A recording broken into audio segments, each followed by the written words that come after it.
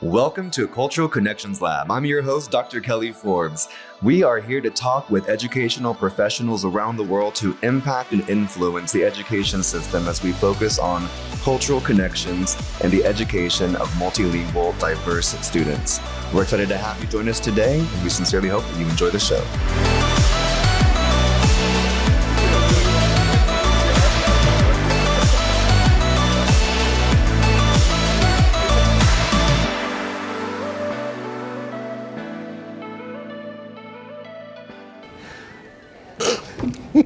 I'm just so excited to be with you. So this is a lot of fun to get to be with. For the listeners that don't know, this is a friend of mine, a good colleague in the field of bilingual and multilingual education, coordinator for dual language education, currently in Western Heights, and just recently nominated and gained the votes to be the Oklahoma Association for Bilingual Education's new president-elect for the next 3 years. This is Mr. Señor Ronald Sandoval de Guatemala, pero representando Oklahoma, OABE, and Western Heights right now. Thanks for being a guest on Cultural Connections Lab today. Thank you, Kelly. You know, it's been a day for me, you know, full of surprises. You know, I was not expecting to be in the first, you know, to have the presentation for OABE. And after that, you know, to have this big event and the honor, you know, to be nominated for be the president and now, you know, to feel like I'm the president now. Yes. I was selected for that. And it's just an honor, and I think, you know, it's a privilege to be here, you know, and things happen for a reason. Never crossed my mind, you know, to live in Oklahoma before. You know, I was crossing the state many times that I drove from between Illinois and Texas, you know, and now I'm here, and really, you know, it's the place to be.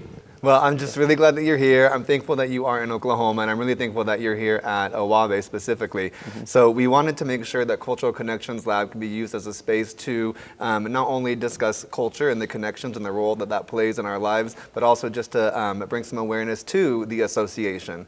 And so it's really exciting for me. I've been part of OABE for so long, and I just love this association. But from my historical perspective, this will be the very first time that we have a trilingual person, truly a multilingual, not just bilingual like myself, but a multilingual president-elect right now. And so I'm excited. Let our listeners, what languages do you speak?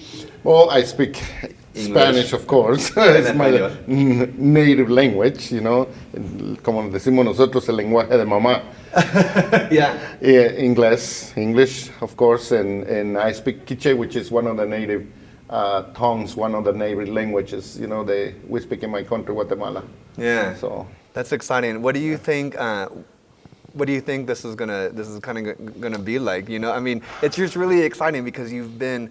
First of all, you could probably, you know, say a little bit about yourself if you wanted to, because you've traveled from what you've told me internationally as a teacher, as a leader, and you've been a principal, you've been the teacher in dual language programs, created dual language programs, 20 plus years of experience in the field of bilingual and multilingual education, and now really taking on a role within the state of Oklahoma that can bring a lot of awareness, allyship, and advocacy. Yeah, no, I think, you know, I had the privilege and the honor, you know, and the blessing, you know, to be growing up in a family that really have the love for education, and more than anything, you know, to value, you know, every single person as they are. You know, my dad, you know, coming from the background, you know, being Spaniard, you know, and all the family and all that, you know, and my mom being a native, you know, from Guatemala and have some roots, you know, from that area of, you know, in the world, and you know, we started from living and growing up in a country where my childhood was, you know, nothing that I can regret. You know, it was a dream, you know, living that childhood with my parents, growing up in a farm, you know, growing up in a coffee plantation because of my dad's job, and having everything, you know, that you can imagine, living in between the mountains, getting up early, picking up the eggs, in the morning to make sure the grandma can make the breakfast because before we go, to school and things like that, coming back and do some chores, and the house is smelling like coffee every single day, all the time.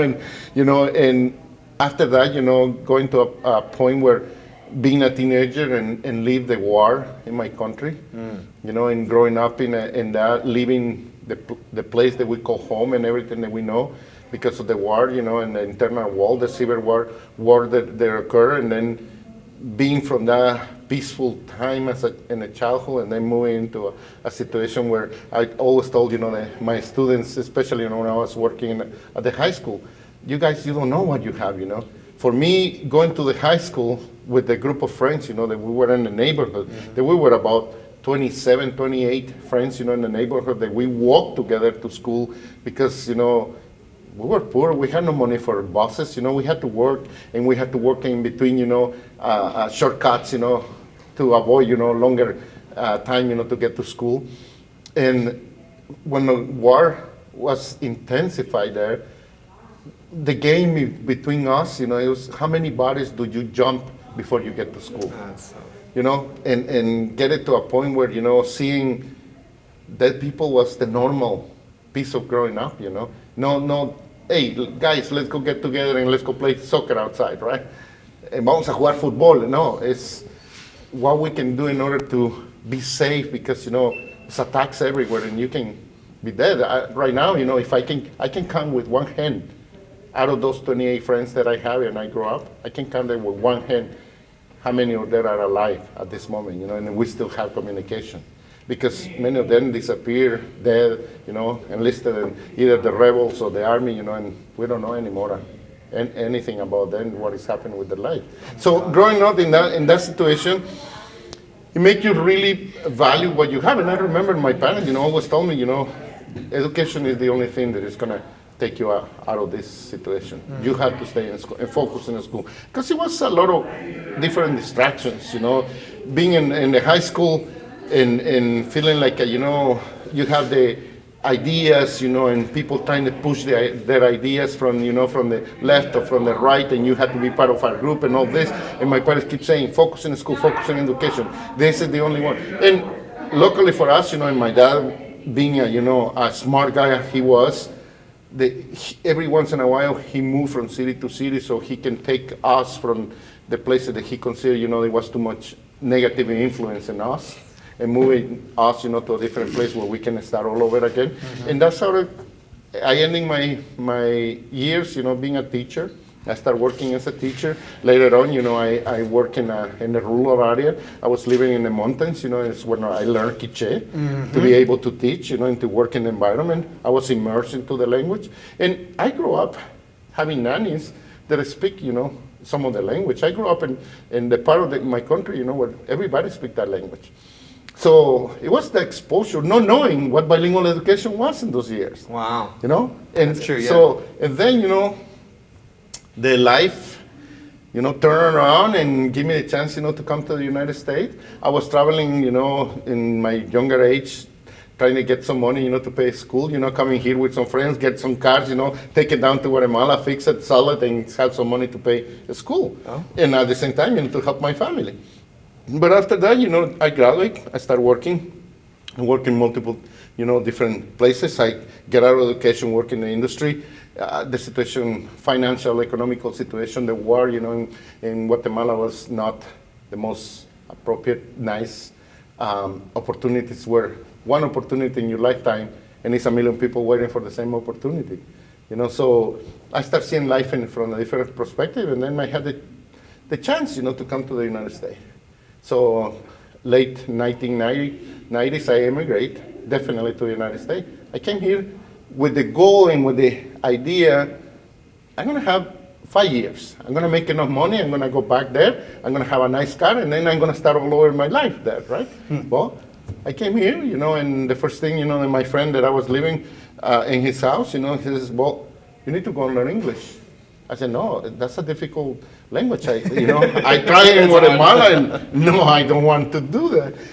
And he's like, no, you live in my house, you're going to learn English. This is the only thing in this country that's gonna, give you opportunities. And I'm like, okay. So he took me to the school. He registered me at the school. He took me every single day for 2 years to take classes for 2 hours every single day. I did not know this. Until I learned a language. And then I learned a language, and I was fine working as a truck driver. I was working, driving a semi. I know you had done that. You had mentioned that. Okay. So, and it was fun. My dad had some trucks in Guatemala. I learned how to do it. I practiced more here, and then I got my license, and I was driving, and I was single, young, making good money. Life is good, right? And I was able to help my family. After that, I met, now that is my wife, after 25 years in June. 25 years, thank you. So I met her, and we decided to get married, and we started our life together, and, in between that, through church, we met this family. She was from Costa Rica, he was from Mexico. He owns trucking company, she was a teacher. So we get together for dinner, and one time, we're talking, and we're talking about trucks, because, it's what we did in those days. And she asked me, but what is your profession? Do you have profession in your country? And I said, yeah, I'm a teacher, but, and she's like, so what are you doing driving a truck? I said, oh, believe me, I try already. First, I don't speak the language. Second, taking the test to pass, to get your certification is too difficult. Unbelievable. No, I did it once, I failed, and no more. She said, no, you did it wrong. What do you mean I did it wrong? And she says, you need to go through bilingual education. Like, excuse me, what is that? Well, you already told me you speak 2 languages. Yeah, but I never see or know what bilingual education was. So she explained it to me. She told me, here is my car. She was the coordinator of bilingual education for the district.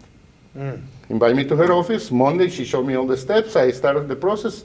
2 months later, I have my license. I have everything, that was required for me to become a teacher. A month later, I became first grade bilingual teacher.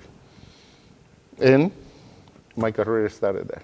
Wow. So your wife introduced you into bilingual education. Well, because of this family. She's the one, the lady was working for the Rockford Public Schools. Oh, okay, okay. And she's the one that brought me into the knowledge of and what it is bilingual education, and give me the chance, to learn. And I started there. I get my first job, and I started as a bilingual teacher. I have 42 students my first year. That is impressive. I started that way, and then, after that, I get another offer. We move into a different city, and being in that city, I was working as a teacher again, and then, I got an offer in Wisconsin because we were living in the border. So I got an offer in one of the districts in Wisconsin, Lake Geneva, and I went there, as the bilingual kindergarten teacher. They hire me, everything is fine. Okay, I'm gonna start as a kindergarten. I was kindergarten before, so I love to do that. That's a fun age, it's probably the best time that I have as a teacher. And it was bilingual, so fine. So I get to the district. Week before we started school, they told me, no, we have not enough kids, so we're not gonna have a kindergarten. And I'm like, what? So now I have no job? And I left my other job. And they said, no, we need an ESL teacher from one of our elementary that has the most amount of Latinos in the classrooms. Mm-hmm. So we want you to be the ESL teacher. I'm like, what is ESL? And they said, well, you're going to be teaching English as a second language. My English is not native. Yeah, but you have not enough. By that time, I speak more and more English. My wife was a beacon, in my life for that, because she was pushing me, her family, about learning English and practice their language and all that. So we decided at home we were speaking only English because she wants me to improve, reading with me, give me comments and reading books and things like that, watching movies, in English so I can improve my language. So I said, okay, so I accepted the job. And I started there as an ESL teacher. When I was there, they told me, oh, well, by the way, because it's Wisconsin, you need to have some classes in order to get your license. And I'm like, okay, so where I take the classes? Oh, there's a few universities here that you can go and take the classes. Okay, so I start talking to my wife, and she said, well, if you're going to do this, why you don't just take more classes and get your master's degree? Okay, well, I'm not 20 anymore, but I guess I can do it. So, okay, so we started. And I ended, registered myself in the University of Wisconsin, Whitewater, with a program in between the Whitewater and Madison. Okay. And I started there my master's degree, and 3 years later, I graduated with a master's degree in curriculum instruction, bilingual education, and school leadership. Wow. And right after I graduated, 2004, I got my first position as an administrator, as assistant principal in one of the biggest dual language schools in Kenosha, Wisconsin. That is so impressive. Yeah, I started there. And then, from there, it's a history because I started as an assistant principal, then I moved to a principal, then I went to a different district for another dual language school, as a principal. And because at that moment, and because I went to school to learn what bilingual education was, my passion started coming back, because I had the passion for learning languages back in my country. And then, I started getting, okay, I speak now some English, I speak Spanish, I speak, Quiché. Now I can go into this. And I started there, and I get immersed, and I start working, with districts, administrators, teachers. I start learning, going to conferences, reading books, articles, and all, until I became, a director of language acquisition programs for districts, district-wide. And then from there, it's, like I said, it's history, because I moved into many different districts. I started doing conference training, training for principals, training for teachers, because now I'm in the field. And years passed by, and I started getting more and more knowledge and experience that it helped me, to get to this point. Yeah. And then I ended accepting, an offer for international schools. And I ended in Kuwait. In Kuwait, that's right. I knew you had mentioned that you had been in Kuwait. So I was there for 3 years in a bilingual Arabic-English school. And it was a really neat experience because, it really opened my eye how bilingual education is seen, through the world. One of the experiences that I remember the most is, I was having a staff meeting, and I'm talking to the teachers. And my first year, I opened the school from pre-K to 5th grade. Second year, I opened middle school. And the third year, I opened high school. So I learned how to be an international teacher for 4K to high school principal. And then, I was in this staff meeting, and we were talking, and I had teachers from all over the world. And we were just discussing, things for the school. And suddenly, the question came about bilingual education. And they have a different idea, how bilingual education should work. So we start, talking about it and giving some strategies. And suddenly everybody started saying, well, I speak 3 languages, I speak 5 languages, I speak 6 languages. The majority of my teachers, the majority, they have either, master degree or doctorate degree, they speak 5 languages and up. Yeah.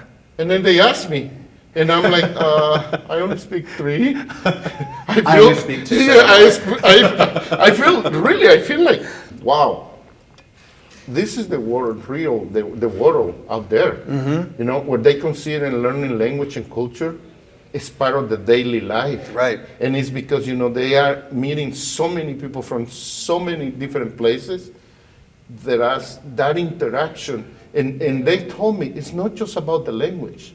It's about the cultural piece that it makes you really be in the shoes of somebody else. And that's with me, coming back into the U.S., to say bilingual education had to have that shift where we, and many times, I come to conference like OABE, where I sit in and I feel like, guys, we're preaching to the choir because we know exactly what we have to do. Yes. We need to take this word out to people that are not, into this, that they can see, exactly what it needs to be done in order for us, to really give the kids what they need so they can become successful. 1,000%.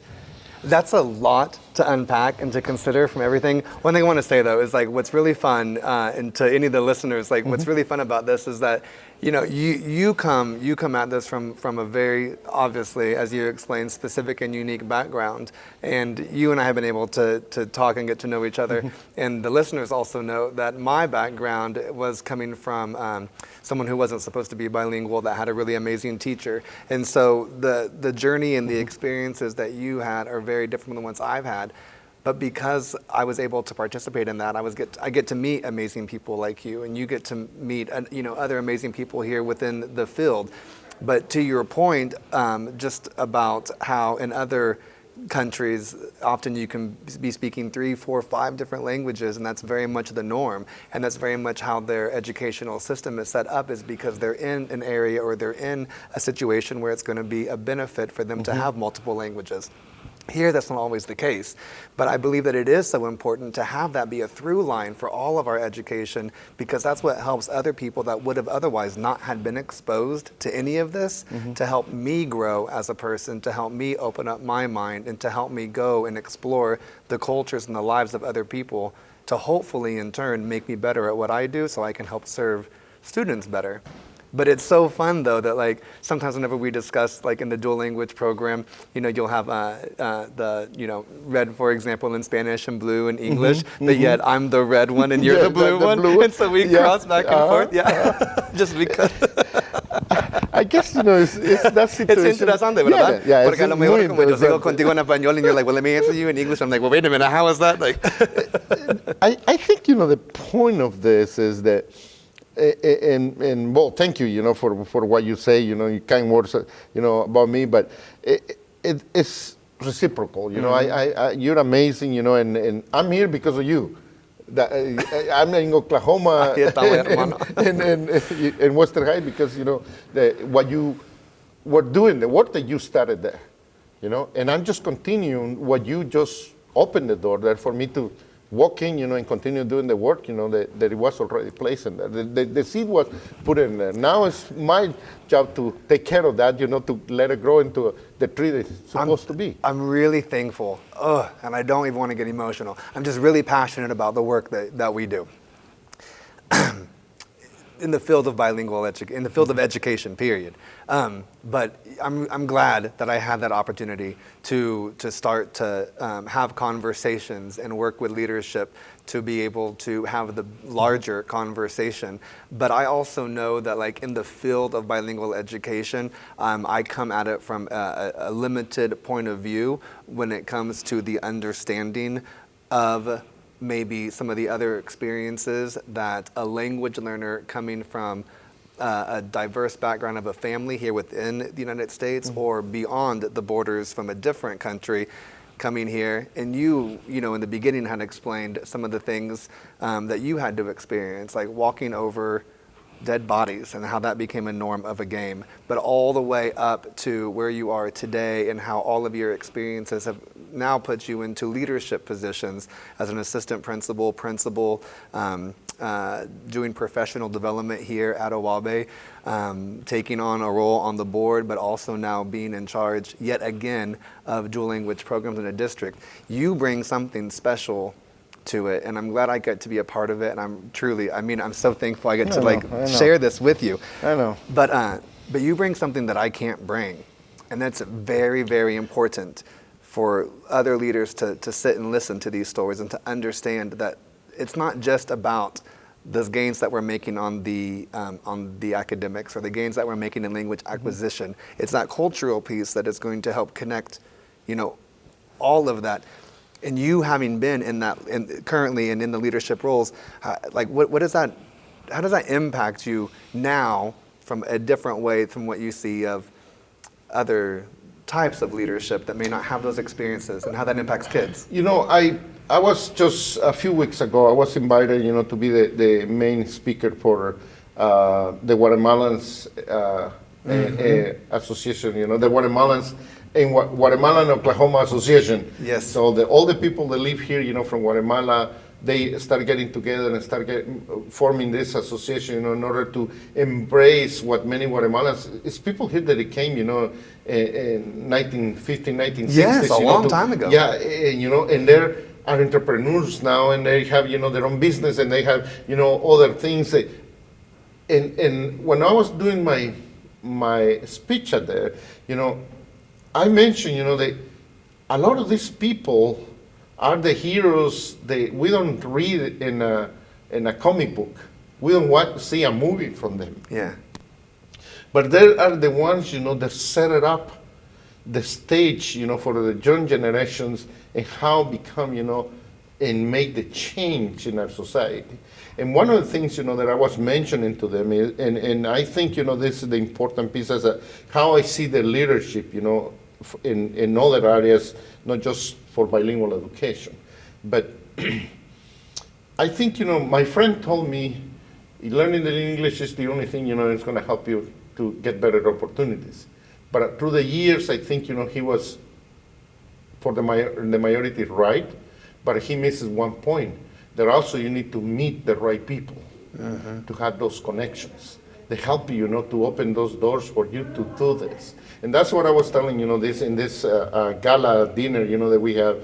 The people that come here, they had to have the right connections in order, to get in a position where they can do hard work and show and be a role model, for others that are coming behind. Because I could have stayed in Chicago, Yeah. but something was telling me, to come this way, and I came to Tulsa, and then I ended here, Oklahoma City. And in between the period of time, in between Tulsa and coming to Oklahoma City and meeting you, talking over the phone and have all those conversations, and never had the chance, to really see you in person. But hey, I know Kelly, right? And we're gonna talk and we're gonna discuss all the things. But having that opportunity, it becomes, the link for me to be in this situation. Now I feel like, okay, now's my chance for me to help others, to come and be in the same situation that I was, and have the opportunity, to develop. Leadership is not just about, to show people how to do stuff. Leadership is to work with them, And one thing that I learned through my years is, you need to really sell the idea to people to the point that they believe it's their idea and they work for it, and then they're going to do it with more passion because That's ownership, right? Yeah, they own it. So that's the point, where, and it's different style of leadership, definitely. It's multiple different ways that you can do it. But I think, having my experience, being in situations where I was discriminated because I didn't speak English, and they told me, go back to your country, you don't even speak my language. Things like that, to now feel like, wait a minute, I speak 3 languages, It's amazing. I went to school in my second language. Es un superpoder. Yeah. Exactly. Exactly. And so those things I think, are the ones that you have to take it, to give it to others, to show them. And I always told when I'm in school, I always told the kids, look, if I was able to make it, and I came here, not as younger as you are, you can do it much better. Definitely. You can do it much better. You speak in the language with no accent. I still have accent. And sometimes, people look at me because of my accent, which for me is like, I consider something that is fun, right? Yeah, to have the accent.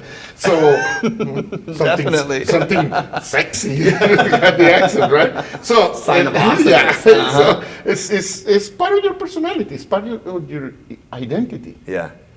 But then, I told the kids, look, you have all this world of opportunities in this country. You came here and they opened their arms to receive you here and to give you all these opportunities that are for anybody that wants to take it. But how much work do you want to put in order to take that opportunity? This is the land of opportunities.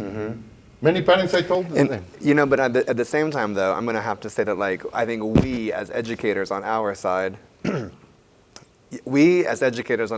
have to also take the same opportunity to make sure that we are learning about the people that are around us as well, and not being resistant to that. Correct. Because there is going to get to that point, though, that if I keep having you just do everything this way because this is the way we just do it, I don't have any input from you, well, then that means you're not as valued. Sure. And that's not going to necessarily help with that effective filter, with your sense of belonging, with anything of you wanting to be able to participate. And so I think that it is a two-way street. I think that if you're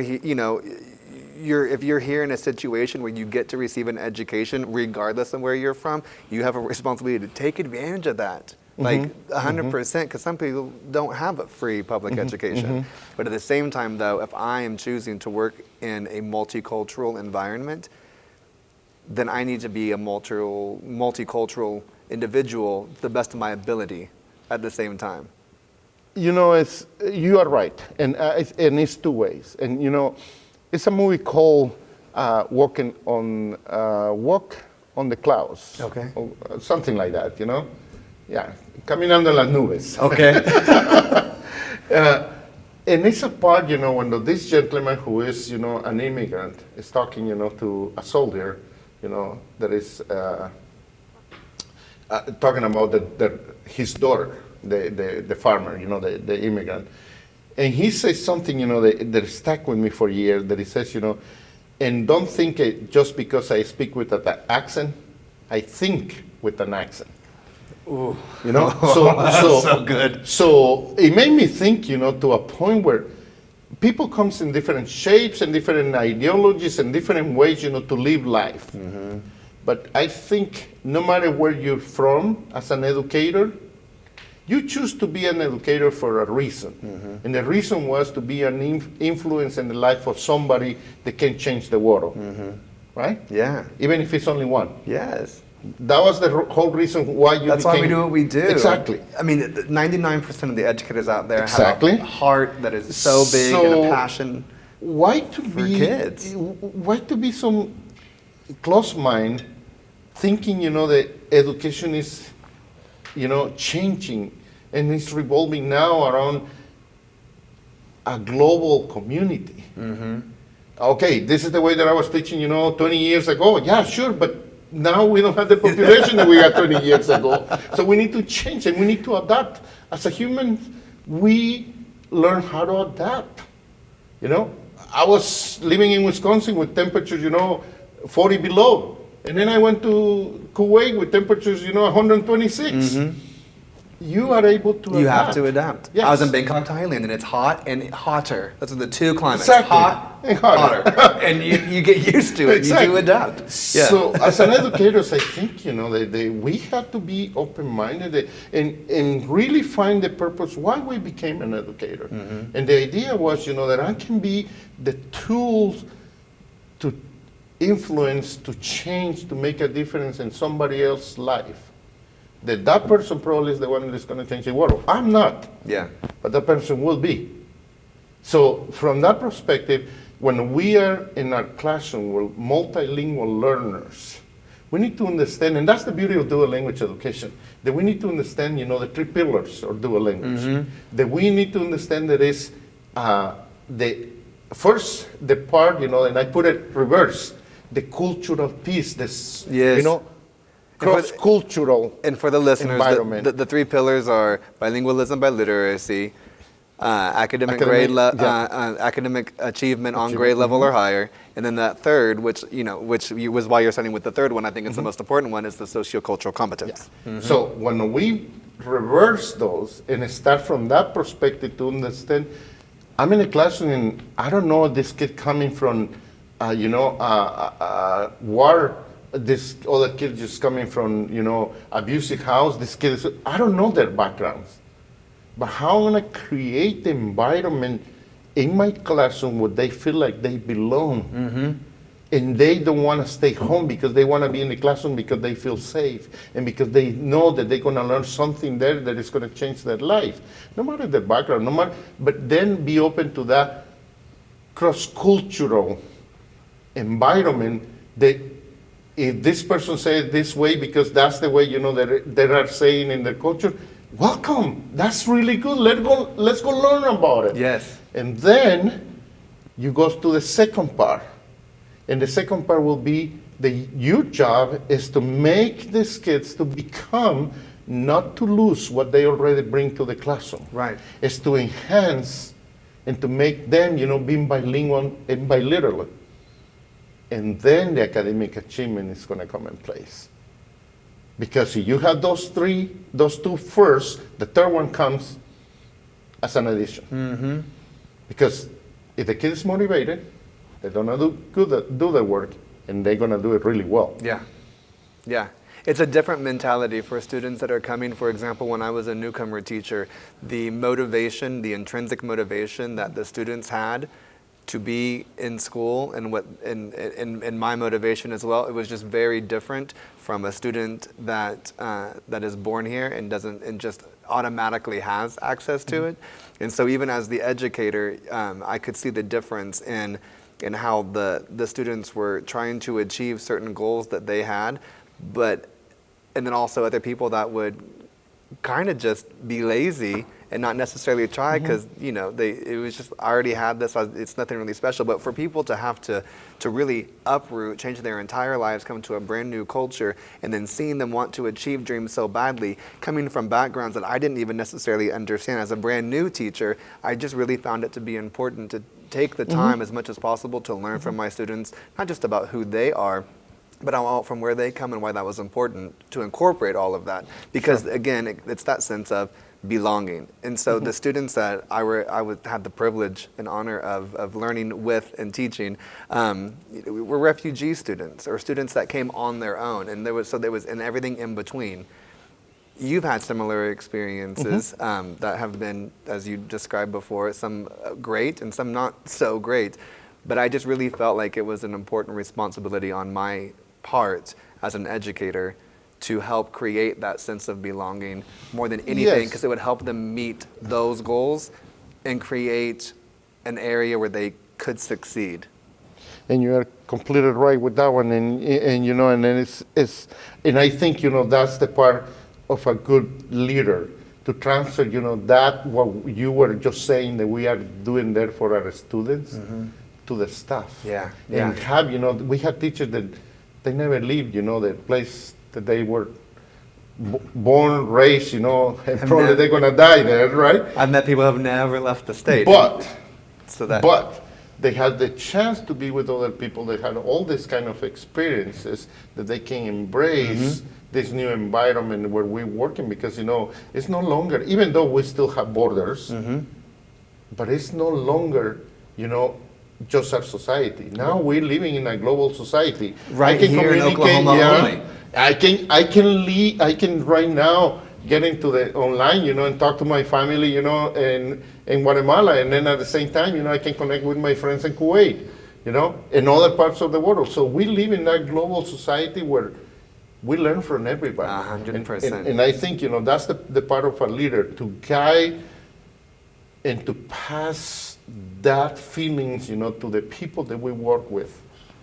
That they had to understand that living in that global society is an advantage for our students, but also it's an advantage for us. 1,000%. I always recommend people to travel if you can, just because I feel like there's something really special going somewhere, even if it's not for language, just to go and experience life somewhere else. But you don't have to travel necessarily to experience culture. You can do it literally in your backyard, no matter where you are. Because there's so much diversity within cultures, period.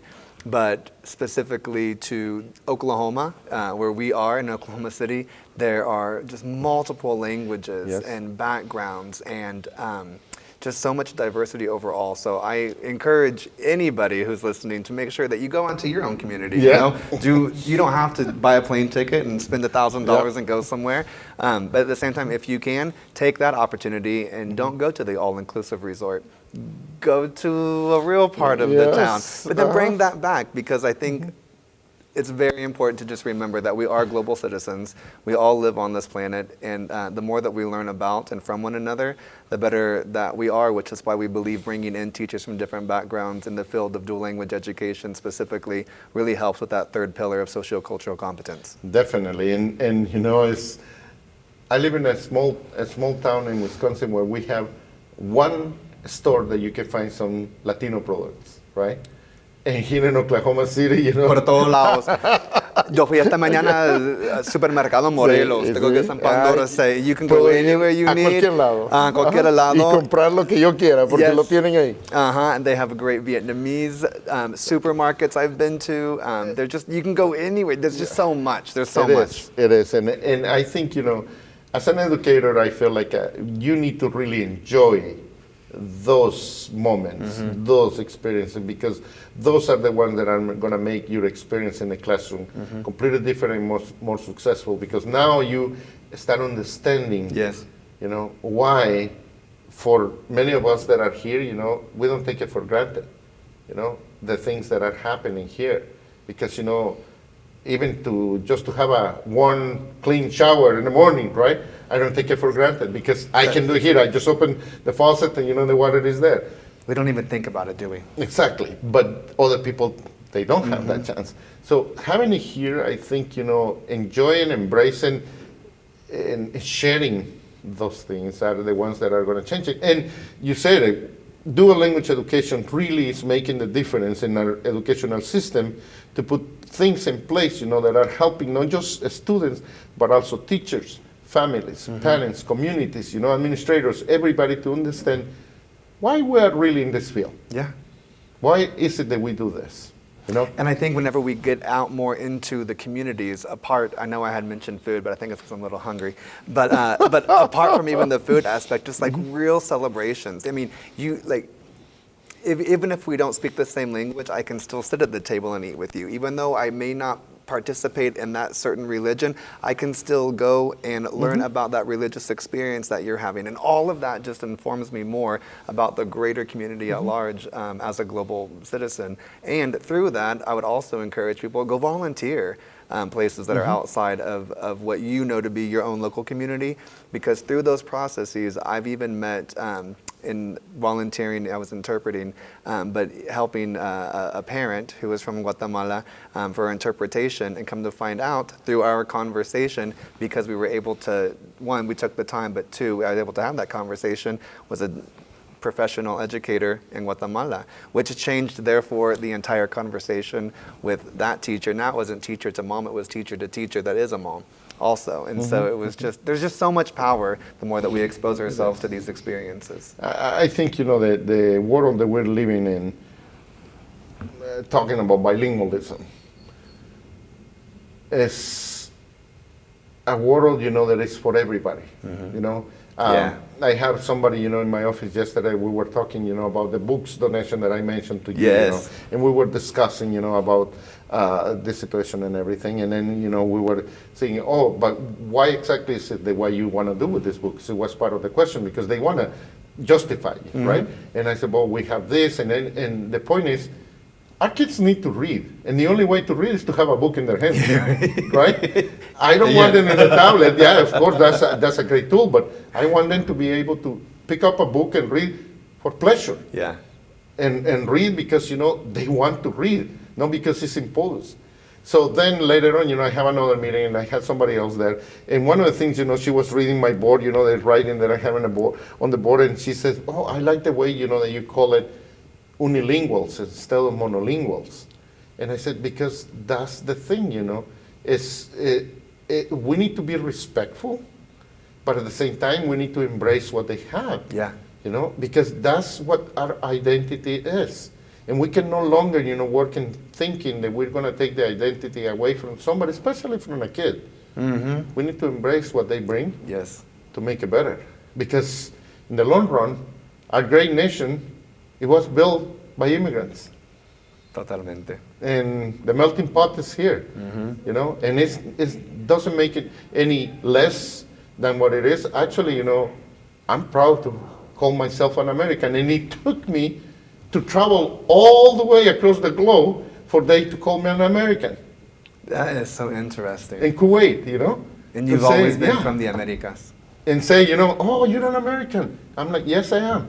It's just so important to really, let that sink in for a minute, what that meant. And then again, just great Native American culture that we have here, indigenous cultures as well, and keeping all of that relevant in our mind. I want to do another podcast episode with you. This is so much to talk about. But what are any final words that you might have that you want to share? Anything that takeaways from the conference as we're celebrating OABE? Anything to your presentation? What do you want to tell anyone that might be out there listening who just says, "Hey"? I just feel like being in this conference, it has been a blessing. I felt like a little bit overwhelmed knowing all the work that is coming up for me in the next I'm 3 really glad years. that I'm getting off and he's going to be getting right on. That's perfect. It's going to be a lot of work, but I think, It's good work. it just when Dr. Colbert announced it, and then we have a new president. I'm like, what? For a moment, humble myself, to think his words from the point that this is an opportunity for me to work with many different people and to work, to make this a better way for people to understand that bilingual education is important, not just because, we had to teach it, because we had the kids, they don't speak English yet. It's because we're embracing them and their identity to become, what they really want to be. And allow them to use their language, their cultural experience, their traditions. It just make our nation better. So I know it's going to be a lot of work. I know it's going to be ways, that I'm going to be a lot of more important people, a lot of more because, I've been meeting a lot, here in Oklahoma. But, I can tell you that right now my feelings are, that I will be, after 3 years, standing up there, seeing the new president coming in place, and I want to have the feeling that I did something that make a difference in somebody, because that person probably is the one that is going to go and change the world. So, I know that people have impacted me through this process and these conferences, and it is exciting to be off just because it's a lot, and but like I said, not so much because of leaving, but just to be able to see new people come in with new points of view and experiences. And so I'm excited for your journey, and I am a little sad for mine to be ending in this way, but it's great. Don't worry, I'm going to be calling you. You're the new president-elect. We'll have Savannah Payne as the president, and then Dr. Culver as past president, and it's going to be fun to get to have this experience with you. We'll do this again next year at the conference and the year after that, so we'll have to come back and compare notes in 3 years and see how it's been. Por supuesto. Well, hey, aquí estamos. Ron Sandoval, muchas gracias por todo. Gracias Carlos. por todo lo que hace en nuestro campo de educación. And felicidades as the new president-elect for the Oklahoma Association for Bilingual Education. Un placer. Appreciate you. Un placer. High five. All right. Adios.